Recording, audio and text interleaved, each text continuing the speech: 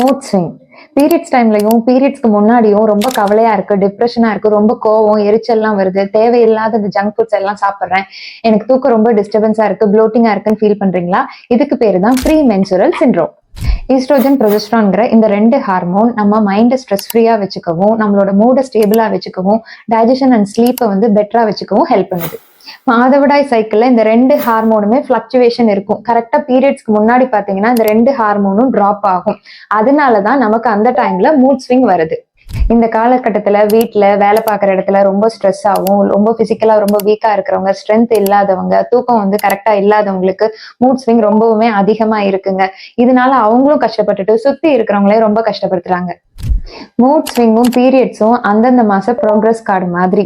நீங்க கரெக்டா சாப்பிட்டு பிசிக்கலாவும் மென்டலியாவும் ஃபிட்டா இருந்தீங்க அப்படின்னா அந்த மாசத்துல மூட் ஸ்விங்கும் பீரியட்ஸும் பெட்டரா இருக்கும். ஸ்டடிஸ் என்ன சொல்லுதுன்னா 7-8 மணி நேரம் நல்ல தூக்கமும், பச்சை காய்கறிகளும், வாரத்துக்கு 2 நாள் கீரையும், பழங்களும், ட்ரை ஃப்ரூட்ஸும், ஹார்மோனை பேலன்ஸ் பண்ற மாதிரி pumpkin seeds, flax seeds, sunflower சீட்ஸும் எடுத்துட்டு வந்தீங்கன்னா காலையில கொஞ்சம் வாக்கிங் போய் கொஞ்சம் எக்ஸசைஸ் பண்ணாலே உங்களோட மூட் ஸ்விங் நல்லா பேலன்ஸ் ஆகும். பெண்களுக்கு ஏஜ் அட்டன் பண்ணல இருந்து மெனோபாஸ் வரைக்கும் இது மாதிரி ஹார்மோன் பிளக்சுவேஷன் இருந்துட்டே தாங்க இருக்கும்.